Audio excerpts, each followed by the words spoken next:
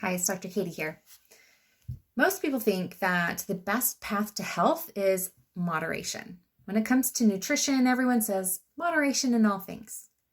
But that might be the worst advice and could actually hurt you if you have a food addiction.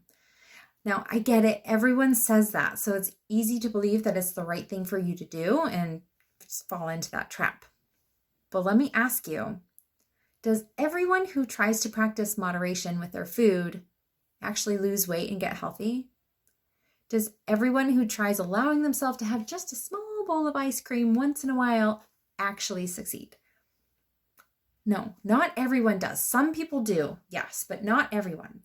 Food addiction affects the brain the same way illicit substances do. Think your fine white powders here. And think about it, like what drug addict do you know who got clean and sober by practicing moderation and having just a little bit of their chosen poison on cheat days on the weekends? Right? Like moderation simply doesn't work with those who have addiction. And actually, those who have a food addiction, the consequences of trying to practice moderation often ends up being they eat more of that treat and eat it more often than they intend to. They start with one small scoop and then lose control and go for more and more. They eat treats in moderation, but vegetables and beans and lentils, not so much. And this leads to weight gain, poor health, and the mental obsession with food and cravings persists. So, if you're a food addict, how do you actually dial in your nutrition to lose weight and get healthy?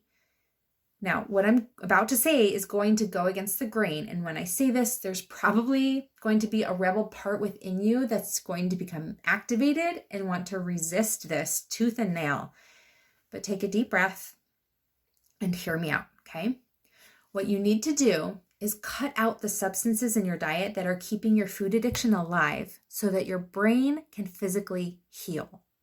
This means eliminating sugar, flour, and highly processed foods. They are scientifically demonstrated to be addictive. They cause dopamine downregulation in the brain, just like drugs do. So you need to treat them as though they were illicit substances and stop consuming them. When you do this, your brain heals and no longer hounds you for those substances. The cravings and the insatiable appetite for them go away. And when those sugary processed foods are no longer a significant part of your diet, weight loss, improved physical health, mental health naturally follow. And healthy eating feels sustainable because you're no longer battling cravings for unhealthy food.